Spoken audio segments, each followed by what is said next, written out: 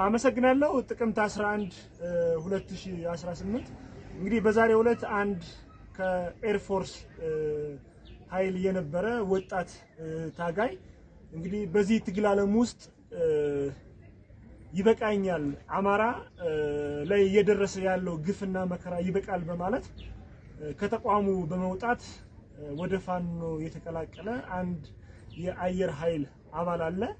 እስኪ አጠቃላይ ያለውን ሁኔታ ማንነቱንና አጠቃላይ የነበሩ ሁኔታዎችን ከሱ እንቀበል ወይም ያሉትን መረጃዎች ከሱ እንወስዳለን ማለት ነው። ወደሱ ጋብዛችኋለሁ።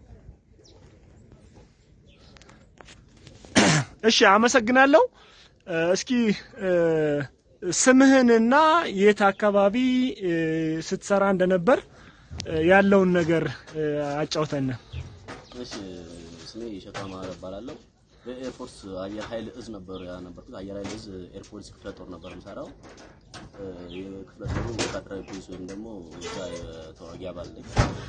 እዛ በነበረው ስነ ስርዓት ያው የዘረኝነት እንትኖች ይታያሉ። በጣም ትኩረት የሚደረገው ነገር ቢኖር ዘረኝነት ነገሮች ናቸው። እዛ አማራን ስትሆን ወይም ደግሞ ብሔርህ አማራ ስትሆን በጣም ልዩ መከራ ብዙ ስቃዮች ይደርሳሉ። የሚደርስበት መከራ ምንድነው ካላችሁ መልመላ በመጣ ሰዓት እንደዚህ በተለያየ ስራ ደረጃዎች አሉ፣ የማረግ ደረጃዎች፣ ስልጠና ደረጃዎች አሉ። በእኔ ብቻም አይደለም ብዙ አማርኛ ተናጋሪዎች ላይ የተለየ ግፍ ነው የሚደርሰው።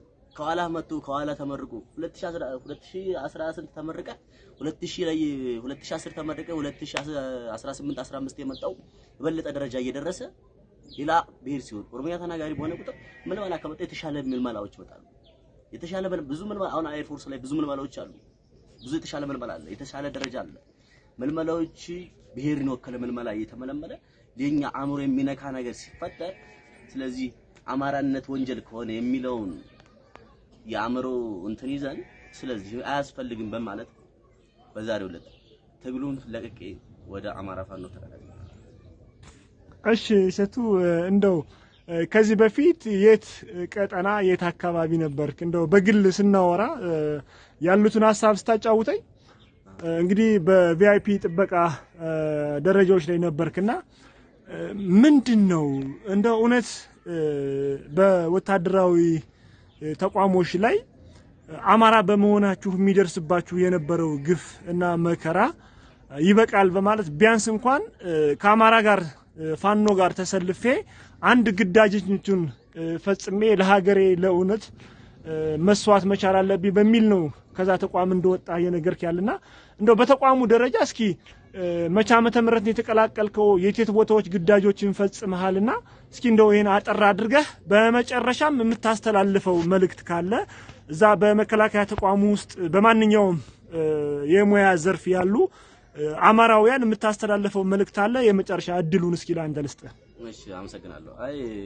እኔ አሁን እንደምለው ታውቃለህ እኔ ስታገል የነበረው በአየር ኃይል በደብረ ዘይት ከተማ ነው። አየር ኃይል ዋና ማዘዣ ደብረ ዘይት ላይ ታግያለሁ። አዲስ አበባ ላይም እንደዚሁ በሁሉም ቦታዎች ያልተሳተፉት ብዙዎች ባድሜ ሳይቀር ይጃሉ። አልሻባብ ውጊያ ላይ አልሻባብ ውጊያ ሄሊኮፕተር ጃባዮ ይቻሉ እንደዚሁ ብዙ ጠቅላይ ሚኒስትር ሞራ ኦር በቃ ብዙ ጀነራሎች ሲመላለሱ እጀባኛ ነበር። እጀባ አዲስ አበባ ድረስ ያደረሰ ወላ ብዙ አመራሮች አሉ። ብዙ አመራሮች በእኛ እጅ የሚንቀሳቀሱት እኛ ግቢ ጉብኝትም ሆነ ማንንም አመራር ሲናስጉብኝ ምን ነው ስራዬ እዛ ነበር። ኤር ፎርስ ውስጥ ነበር የምሰራው። ኤር ፎርስ ውስጥም አልሻባብ ውጊያ እስከ ባድሜ እንትና ማነው ካራማራ ባለፉ እስከ ድሬዳዋ ባህር ዳር ወደ ምንጃር ብዙ ኦፕሬሽኖችን ተወጥቻለሁ። ኦፕሬሽን ተወጥችም የሆነ የዘረኝነት እንትኖች ስላሉ አይመችም ኃይላይ። አሁን ከተቋሙ ልትወጣ የቻልክበት ዋነኛው ምክንያትና እስኪ እንደው ሌሎች እዛ ተቋም ውስጥ ያሉ ከምንም በተለይ አማራ ለሆኑ ኃይሎች የምታስተላልፈው መልእክት ካለ እስኪ። አማራ ምንም ተጨቁኖ ኑሮ አይኖርም። ተጨቁነን እስከመቼ የሚለውን ይዘው ይሄ አማራ ፋኖ ትግል ቢቀላቀሉ የተሻለ ነገር ነው ብያስባለሁ። ምክንያቱም ምንድነው ካልከኝ እዛ ሁሌም ተረጋጭ ነው ከመኖር ተረጋጭቶ ከመኖር ረግጦ መኖር ይበልጣል ይሻላል። እኛ በርግጥ ልክ ነው መርገጥ አይደለም አላማችን፣ ሀገራችንን ማቅናት ነው አላማችን። ነገር ግን እኛ ደግሞ ተረግጠው ከመኖር አላማህን ከፍ አድርገህ ከሰው በሳይኮ በልጠ መገኘት ይኖርብናል። በልጠ ከነሱ እነሱ ረግጠው ከስራ አድርገው ከኋላ የመጣውን አብልጦ ከማን ሲያኖሩ እኛ ደግሞ ከነሱ የበላይ ሆነን የመኖር ስለፍል አላማ ስለነበር ሀገሬ ስንት ህፃናትና ስንት ሴት ልጆች ጡታቸው እየተቆረጠ እዛ መቀመጡ ወይም ደግሞ እኛ እዛ መኖር ምንም ጥቅም የለውም። እዛው አማራዎች አሉ ብዙ ለሀገር የሚታገል ለሀገር አላማ ያለው አማራ አለ። ግን አላማ ይኑረው እንጂ እዛ የሚሰራው ስራ ግን ልክ አይደለም።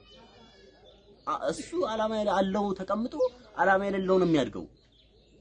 እሱ በስንት ሺህ ዓመት ተመረቅ ገብቶ በ92 ገብቶ በ95 ገብቶ በተራ ነገር ታስሮ ማረሚያ 5 ዓመት 6 ዓመት ተፈርዶበት ማረሚያ ውስጥ ነው የምታገኘው።